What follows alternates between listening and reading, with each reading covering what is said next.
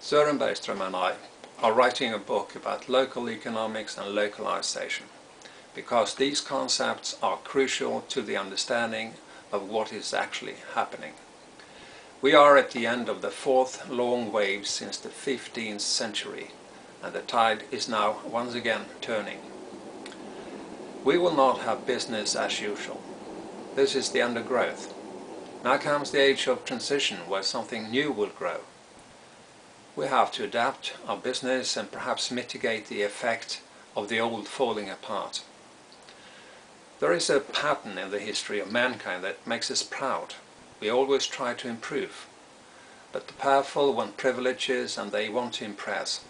So the trick is to improve without exceeding the carrying capacity of our local environment. Some civilizations has developed into a progress trap. Science has studied over 20 unsustainable civilizations that ended in a collapse after entering such traps.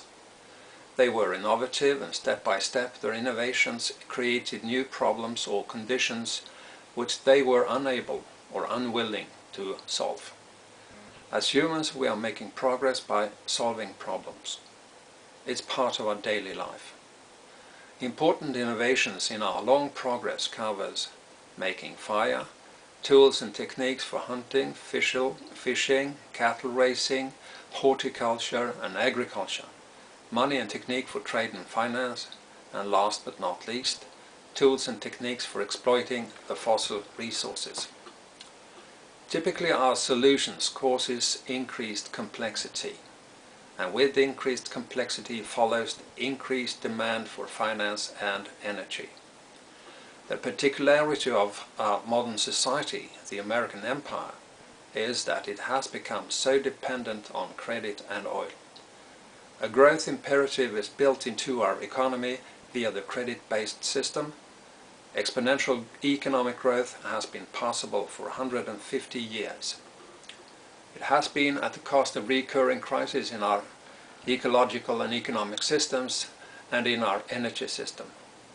Even the demographic crisis can be explained by our progress in economic growth. And now we are trapped. Our society is failing, but needed reforms are blocked by vested interests. And we have developed cultural blind spots around oil and money, the two pillars of today's centralized power. The powers that be are trying to solve the crisis by adding more of the same that created our crisis. But the interest levels cannot be lower than they are, and debt to income has become very high. The production of oil, our most important source of energy, stagnated 2005. Unemployment is high and rising, and austerity makes it worse. No wonder then that the United Nations International Labour Organization, the ILO, in a recent study concluded that at the global level, Europe is the most likely area for social disorder. The thing is that we don't have the time, money and energy to save for the investment that are needed to get us out of this. Our task in the periphery is to mitigate the effects of the looming collapse and implement less complex and sustainable alternatives. We are facing a fall, but there is a lot we can do. Probably our best opportunities are to be found in those local economies that find new ways to organize production and import substitution. Our book is about what we can do in our local economies to create commonwealth at the end of growth in the age of transition.